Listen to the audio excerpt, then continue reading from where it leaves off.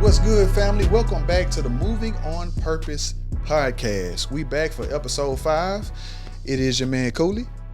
Peace, it's your boy B Stu. Man, we excited to be back. We've been looking forward to getting back in the lab all week. And, you know, if it's your first time joining us, please hit that subscribe button, hit that like button, tell a friend to tell a friend. Show love. Yes, for sure. And also, in the comments on YouTube, if you have any subjects or topics that you want us to cover, please don't hesitate to go down there and let us know. And we'll promise we'll do our best to get to it.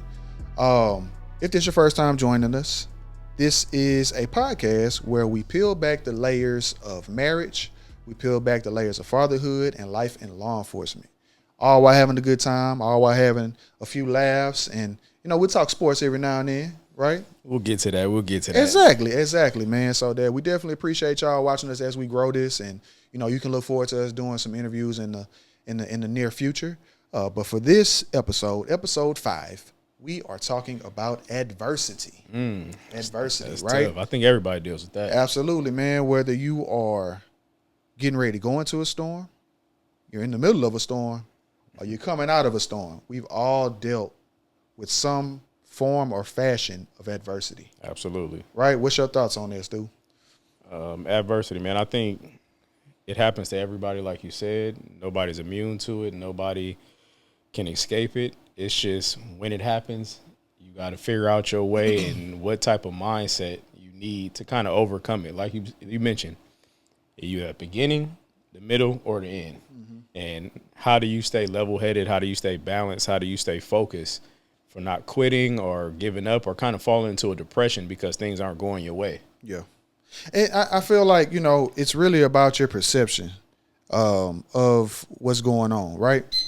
And I feel like it's like anything. You kinda put the leg up. He man. He professional. He put the leg up. Hold on. I'm just saying, man. So like, Dr. Cooley. I know you've heard that saying. It's 90% how you deal with it. It's 10% what actually happens to you, right? That's true. So anything that happens in life, people just get that flip sometime and like, oh my God, I had a bad day, I had a bad week, I had a bad month. And I teach my kids like, hey, you're not having a bad day. You had a couple of things that didn't go your way. Moment. It's 24 hours in a day. It's a bad moment. It doesn't dictate your day. It doesn't dictate your week. It doesn't dictate your month, right? Or your year. But a lot of times people get into that, they fall into that trap of feeling sorry for themselves. Yeah. And like we said, instead of looking at it like it's 90%, how I deal with it, and 10% what happens, they're like, man, there's 90% what happens to me, and 10% how I deal with it. Nah. But I think that goes back to your perception and your mindset. So let's tap in, and what is your mindset in handling different things or obstacles that you've kind of overcame and you've gone through? Man, it started early for me. I love my mom to death, and we talk about her, before. Mm-hmm. But I watched her, and as a kid, I've always was like an observer. And so when I saw my mom go through some rough times, losing, her job, and, us losing the car, and, water being cut off, and, us, struggling to make ends meet sometime.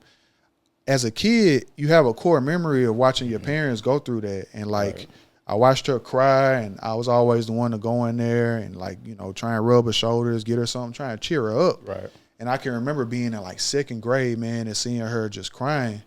And I just, mama, wipe your tears away. And she looked down at me, and I'm in second grade, bro. Don't know where this came from. And I'm like, mama, it's going to be okay, because somebody's going through something just like we're going through it, and they're going through something worse, and they're finding a way through it. So we're going to be okay. We'll find a way through it too. And I just remember her looking at me and like kind of snapping out of her, her tears, and wipe her tears away. Like, little boy, where you get that from? You know what I mean? So at an early age, you always kind of been mature and able to kind of dissect the different things going on in life and just being supportive at an early age, you would say. I think God put that on me, man. So like growing up in those uncomfortable circumstances sometimes that we didn't have any control over, it starts to like mold you, and it starts to condition you to deal with adversity, right? And it's not so like, oh, woe is me, I feel sorry for myself, look how everybody else is doing, I don't know if I can come out of this. It's like, no, I'm going through it, but I know this don't last forever, right? It don't rain forever. It may rain a long time, but eventually those clouds are going to go away. The sun's going to come out again. As long as you keep on going to sleep and waking up, you give time, a chance to pass, and you to come out better on the other side of it, right? Okay. So did you have any issue? I mean, any situations when you were younger where you can kind of remember it molding you into the person that you are? Yeah, I mean, I just think from an early age, just my mom instilled in me just kind of not keeping up with the Joneses, but always working hard. You know, some people get it instantly, and some people got to work harder than others. So just always having that underdog mentality. And I always relate it back to sports because that's what I know. Being small in sports, being told you can't, you got to prove yourself. And it just goes on with life and different things that you have to kind of overcome. You get a job. If you don't look the part, you got to prove yourself. Yeah. You know, same thing. Police academy, came in a little bit older or whatnot, but still finished at the top with my age. So you just always proving yourself, but it makes you have that chip on your shoulder. And then you just work hard. You don't worry about what anybody thinks, but just being able to have that strong-willed mentality from an early age just kind of helps you not panic when things happen. I think the most important thing is not panicking, but keeping a positive mindset and figuring out what's the solution behind getting rid of this problem. Absolutely. So, and one of the things that I talk to my mentees about, and I sometimes I'll meet with them in group sessions, and then sometimes I meet with them one-on-one. And I remember talking to one of them some years ago, and I said, man, you don't, because he reminded me of myself. Right. He was growing up, wasn't the best situation, but he was a good kid. He just needed structure, right? So he kept making little, mistakes, getting himself in trouble. But when he had structure, he thrived. And so I would always check in with him. That's all you need sometimes is absolutely, structure, man. Absolutely. And so what I told him, I said, man, you don't even realize, like, God is molding you and you have an advantage with what you're going through. And he was like, what are you talking about? I said, listen, man, if I line you up next to a kid and everything that kid tries to do, it comes easy to him. And everything that kid attempts to accomplish, it comes easy to him. It's just handed to him. He don't even have to work for it, right? But then I line you up next to it, and everything that you've had to do, you've had to work hard for. You had to overcome something. You had to, jump over a wall and overcome a barrier, right? Mm-hmm. If I hit that kid with some adversity and things don't go his way, panic button. He ain't never felt that before. He don't know what it feels like to be uncomfortable to deal with adversity. Absolutely, right? Like. Yep. But you're conditioned by what you've grown up without. You're conditioned by what you've had to experience as a kid to not be rattled, and it's going to make you a man. It's going to make you just a well-rounded human being that's not shaken, right? And so I consider myself to be like that. Some people may look at it as like, man, you don't show no emotion. Oh, are you upset? Are you this? Like, we can't tell. I say, nah, bro. I think it's just keeping your composure. I think that's what it is. I'm comfortable being uncomfortable. Right. And I like you said, with different things in sports. Yeah. You may have a game gets tight at the end, and you like, man, and everybody's like, man, how they gonna pull it out? And you like, man, I didn't play it in the game before. I've been here. It's the like same thing. You just crunch time, different mentality, but it's the same goal. You lean on it. Don't panic. If you don't panic, you keep your composure. You'll be surprised what you are able to accomplish and get through. Like, it's just a mindset thing, man. I look at adversity as a blessing. Because I feel like it's an opportunity for God to mold you into a stronger individual, whether that be a health challenge, whether it be a challenge at work, whether it be a challenge in your marriage, whether it be just you trying to accomplish something, you want to, a job interview, you don't get it. You're less likely to quit if something comes and approaches you that you're unfamiliar with. But if you're familiar with figuring out how to go through obstacles or challenges, then I think you're more likely to kind of get past it and not let it affect you, your mental, your physical, and things like that, and overcome. Because a lot of people go through stuff and then they face depression, and depression is a very hard thing to shake. Since COVID, mental health has been talked about a lot more than it was in the past. Absolutely. But the importance of just being able to vent and take care of your mental and stuff like that. But a lot of people face depression and don't even know they're depressed. Yeah. And then other things start to pile up, health issues and different things like that, lack of being social, and just a bunch of other problems that, come about. Yeah. I feel like you have to know when you're going through a storm, because some people are in denial. Yeah. And if you're in denial of when you're going through a storm, you won't be able to identify when you are being challenged mentally. And that could be in your profession, in law enforcement. That could be at home, in your marriage, with your kids, with your health. So the sooner you're able to identify, okay, is this a small storm? Is this scattered showers? Or is this like a full-on hurricane and I need to lock in? And so whenever I feel like I'm going through a storm, I resort to working out. So let me ask you this: when you're going through a storm, are you able to catch it at the beginning before it spirals out and becomes worse? Are you good at catching it like before it gets out of hand? Or? I feel like that comes with just maturity and, Okay. and like just the maturation process of life. Okay. And so I'm able to identify it a little bit quicker than I was in my 20s. Absolutely. Right. So when I first came out of college, I couldn't find a job. I had a 4-year degree. I was back in my mama's house, my feet hanging out the edge of the bed. And I'm like, man, this can't be life. I know I ain't go to school to get this piece of paper to be back in my mama's house where the damn sink is below my navel. Right. Yeah. And so I'm like, man, why can't I find a job? I didn't have a car. And so I'm like, I called up my coach. I said, hey man, can I come work out? And so I'm in the gym by myself. And I feel like that's where I get the most clarity. I'm working out, I'm hitting the weights, and I'm just, organizing my thoughts and asking God for just guidance. Yeah. And that's when I feel like hey, you need to do this, you need to do that, you need to lock in. You not having a job, you not having a car is not an excuse for you to find a job. So I got on my bike. Lining up. It just started lining up. And when I walk out, I'm like, man, I got so much clarity, I know what the move is, right? Right. And so that's my go-to. But like you said, when people are dealing with that, unfortunately, I always tell my friends and anybody, like, don't lean on those vices. When you're going through the storm, don't lean on alcohol. Because it'll numbs mess it. you It doesn't up. make it go away. It just numbs it temporarily. And then once you sober up or whatnot, it's still there. But people so are running away. anything. They're running away from that uncomfortable feeling. They're running away from things not going their way, right? And so I just want to numb this. I just want to get an escape from it temporarily, and then I'll come back to it. Nah. Then you're like, I don't want to deal with this at all. You go to sleep, wake up, it's still waiting on you. And like I used to talk to kids, I smoke weed so that I don't got to deal with it. I say, so when you smoke weed to deal with whatever issue you was dealing with, you don't stay high forever, right? Nah. So when you come down, is that issue gone? Did it fly away with your high, or is it still there waiting on you? Right. Still waiting on you. I say, so then that's just that's lame. Yeah. Yeah, that's an excuse. You can't do that. Right. Right. So like you said, I've noticed one of the things I noticed that I do, and I guess I might be speaking for myself, right? I stress eat. When I go through things, I sometimes That's common. That's a common thing. I'll catch myself like in the pantry just eating random just to stuff. Eat. Yeah, random. I'm like, why am I eating this whole sleeve of graham crackers? What is going on? Right.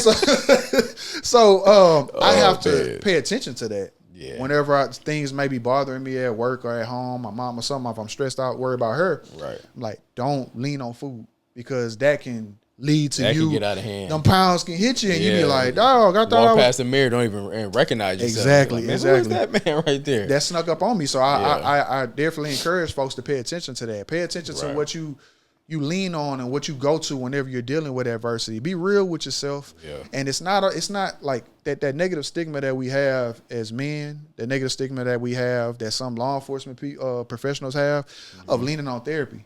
Like, I ain't had no damn therapy growing up. Like, you better go to church. What is therapy? Exactly. You better go to church and pray on it and let God figure it out. It's different right? forms of therapy that people have to recognize and realize what works for them. Like you said, working out is a good thing for you. I like to work out, or I like to create content, or I like to cook, it's just different things for different people. Might read a book to find answers in the book of something that you're going through at the time. You just got to figure out what works for you. Or a professional therapist. Yeah. Like, I have a therapist. And there's nothing wrong with that. Absolutely not. No. I'll be on that virtual. Once a month, I look forward to just verbal throw up. I just hey, this was going on. This was going on. This was going on. And then she just kind of what I tell people who think twice about it is I say, look, these people went to school for however long they went to school for, and they have their PhD in therapy, and I look at them as being able to put those puzzle pieces on the table of like what's going on in our lives. And sometimes they get out of whack and we can't put them back together so that it's a clear picture for us on how we should be moving. Right. So they may move this here and move that there and be like, man, look, you ain't even realize you just needed to move that right there. And now you're back in place where you need to be. Complete the puzzle for you sometimes. Exactly. So mentally, it's mental maintenance for me. I don't talk to my therapist because I have something going on or something's wrong. Sometimes it's just checking in like, hey, this is going on, that's good. That's going on, that's good. This is what I'm thinking about doing. Okay. But I still think it's good. You do maintenance on your car. You do maintenance on your house. Yeah. So this muscle in between your ears is very important that you do the maintenance on it. So me personally, I have those things like working out. This is an outlet for me as well. The Texans games like we talked about. Right. That's my outlet. That's something that brings me joy. But that actual therapy, there's absolutely nothing wrong with that. And I Right. want everybody out there to know, even if 15 people watch this show, know that there's nothing wrong. All 15 of y'all understand that if you reach out to a therapist, if your insurance covers it, why not?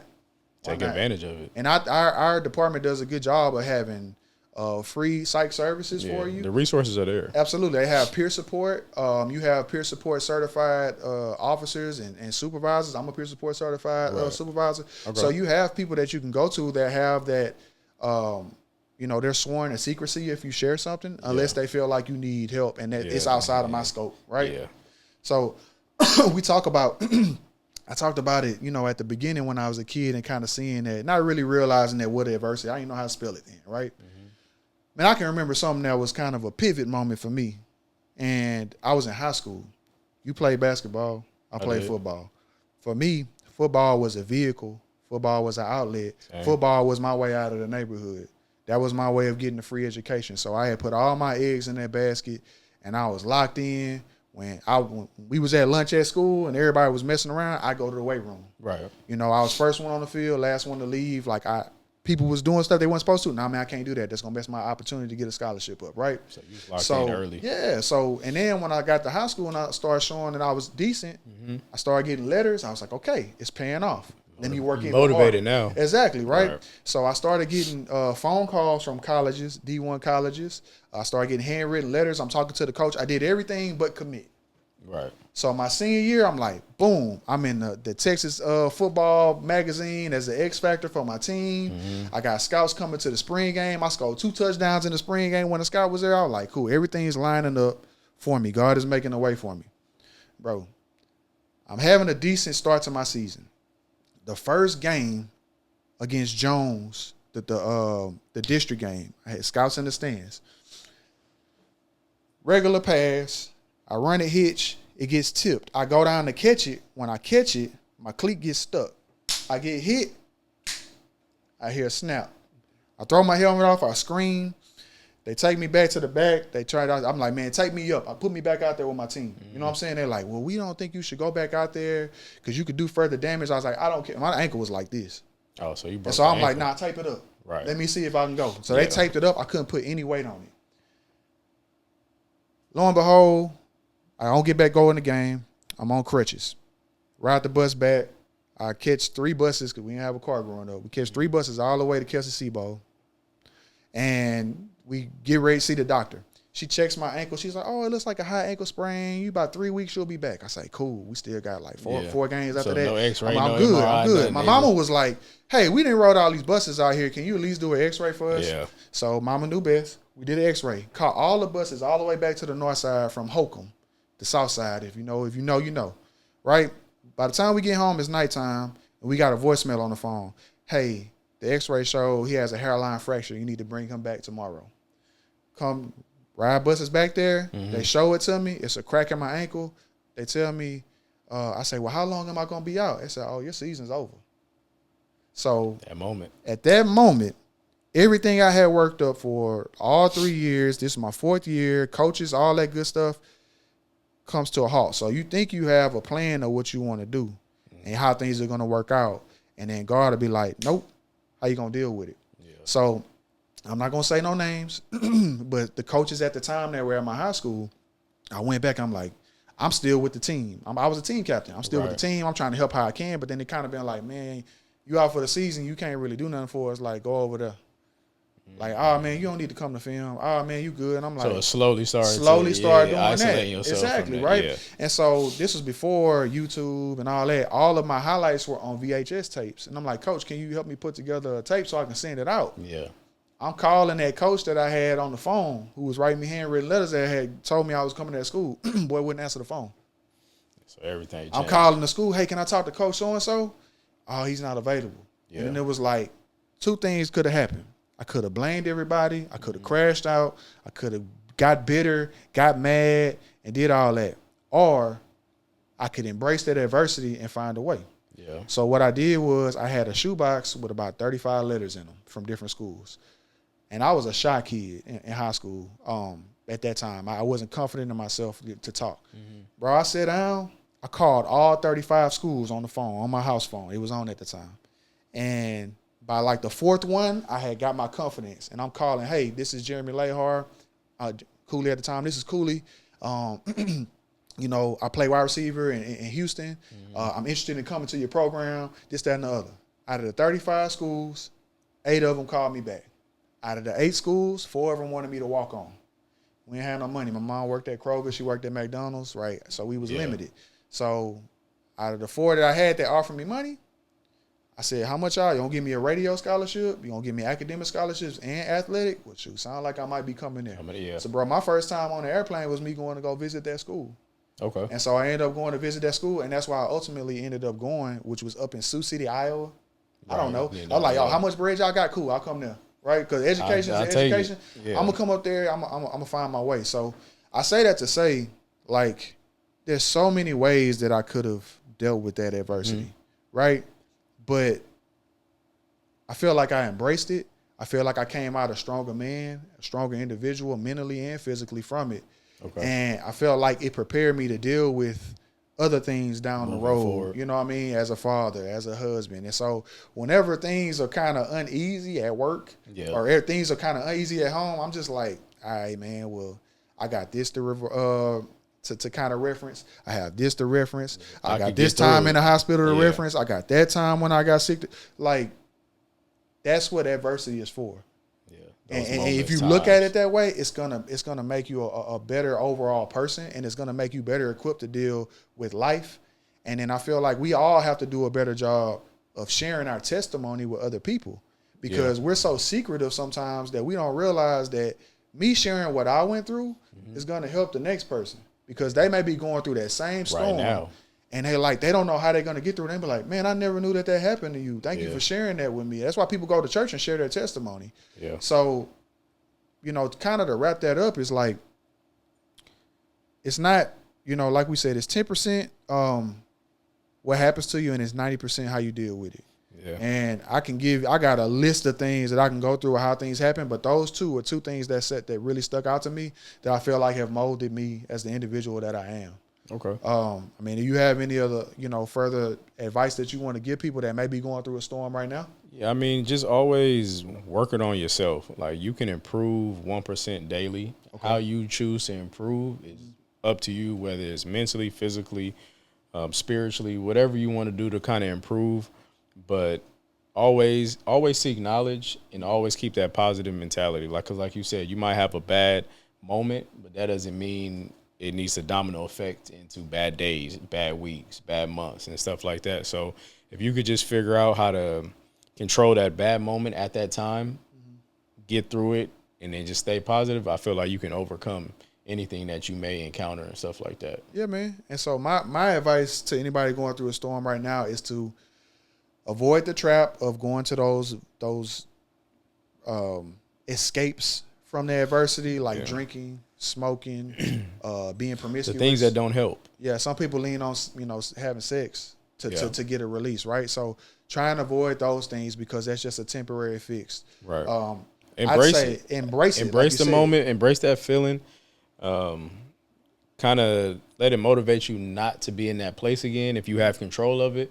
But it also kind of self-teach yourself, and I can remove myself from any circumstance that comes about. Yeah. So like I say, avoid those things, embrace that moment, and understand that there's a blessing around the corner from you, right? Yeah. And if you really lean on and figure out what your way of dealing with it is, whether it be talking to a therapist, going to work out, something that's going to help you grow as a person mentally and physically, you're going to come out better on the other side of it. And so whenever I'm going through it and I realize I'm in it, I'm like, ooh, okay, God, what you got for me? You know what I mean? Because now you're trying to prepare me to be a better person on the other side of this. And just don't quit. You're trying to, like, what I thought I was ready for, the blessing I thought I was ready for, I wasn't. Right. I needed to grow a little bit more, and we grow the most when we come out on the other side of adversity than if things are just given to us. Yeah, I agree. Absolutely. Yeah.